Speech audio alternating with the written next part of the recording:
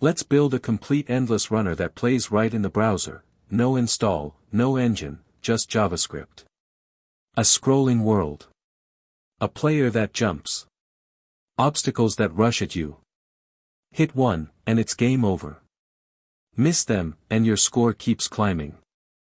By the end of this video you'll have the whole thing, running from a single file. Every line is on screen, and you can copy it as we go. One quick, honest note before we open the editor. If you enjoy building this, the natural next step is more finished games to take apart. So I put together a Phaser game dev bundle. It's $19, 10 complete browser games, with the full source for each one. Reskin one and ship it. It is completely optional, and the link sits in the description.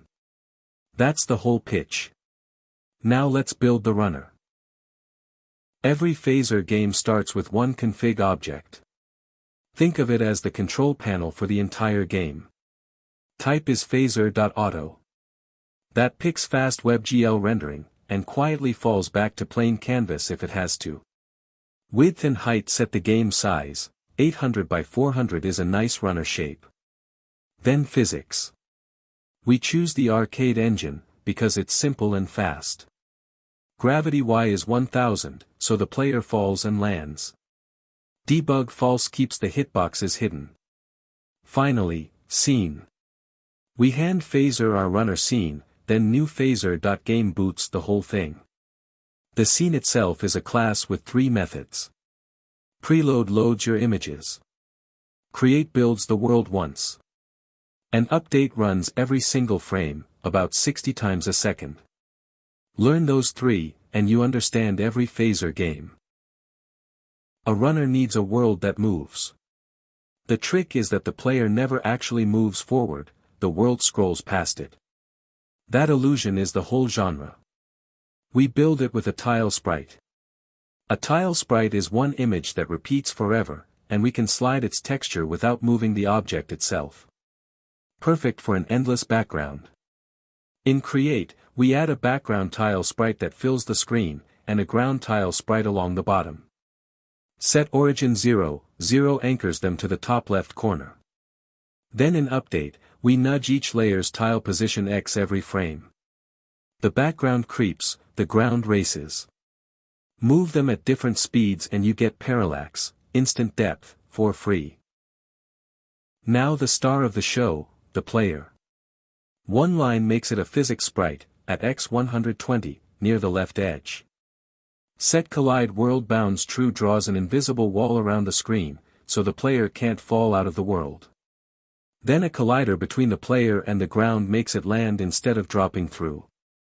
For the jump, we grab the space bar with add key. In Update, we check 2 things. Is space pressed this exact frame, using just down? And is the player standing on the ground, using body.blocked.down? Only when both are true do we set velocity y to -600, launching it up. That grounded check is what stops the player from flying by mashing space in the air. A runner is nothing without something to dodge. So let's spawn obstacles on a timer. First, in Create, we make a physics group to hold them. A group is just a bag of similar objects that Phaser can manage together. Then a timed event. This .time.add event, with a delay of 1500 milliseconds, and loop true.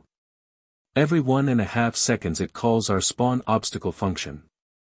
Inside spawn obstacle, we create a cactus just off the right edge, at x 820. We give it a velocity x of -200, so it slides left toward the player. 2 more lines matter. Allow gravity false, so the cactus doesn't fall to the floor. And set immovable true, so it doesn't get knocked around when the player hits it. Now cacti stream in, one after another. Here's the moment that makes it a game, hitting an obstacle has to end the run. In Create, we add a collider between the player and the obstacles group.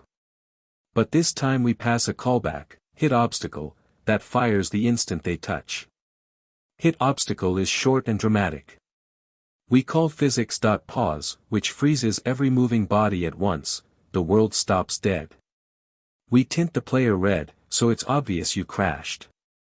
And we flip a game over flag to true. Then we drop a big game over label in the middle of the screen. That flag is important, we'll read it next to stop the score and the input the moment you lose. No runner is complete without a score climbing while you survive. It's the whole reason to keep playing. In Create, we start score at 0, and add a score text in the top left corner.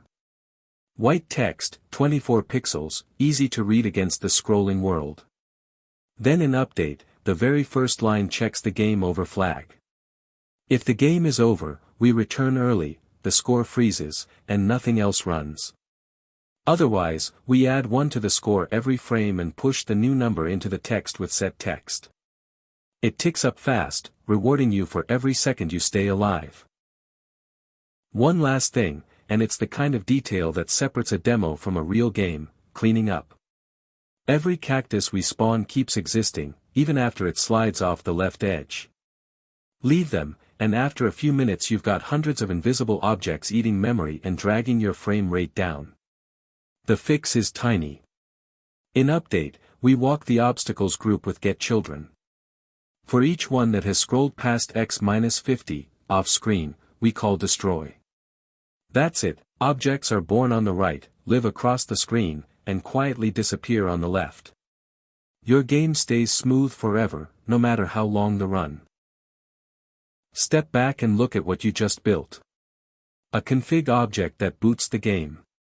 A scrolling world made of tile sprites. A player that jumps only when it's grounded. Obstacles spawning on a timer and sliding left. A collision that pauses everything and ends the run. A score that climbs while you survive. And cleanup that keeps it all fast. That's a complete, playable endless runner, from one file, in plain JavaScript. And because it's just a web page, you can send someone a link and they're playing in seconds. That's your endless runner, start to finish. You now have the pattern behind Chrome's Dino game and 100 mobile hits. Here's your next move. If you want 10 complete games to pull apart and reskin, the Phaser Game Dev bundle is $19, full source, link below. And I'm making a Phaser top-down shooter next, spawning enemies, firing bullets, tracking health. Subscribe so you catch it the day it drops. Now go add something of your own, a jumping sound, a second obstacle, a high score. Then send a friend the link. See you in the next one.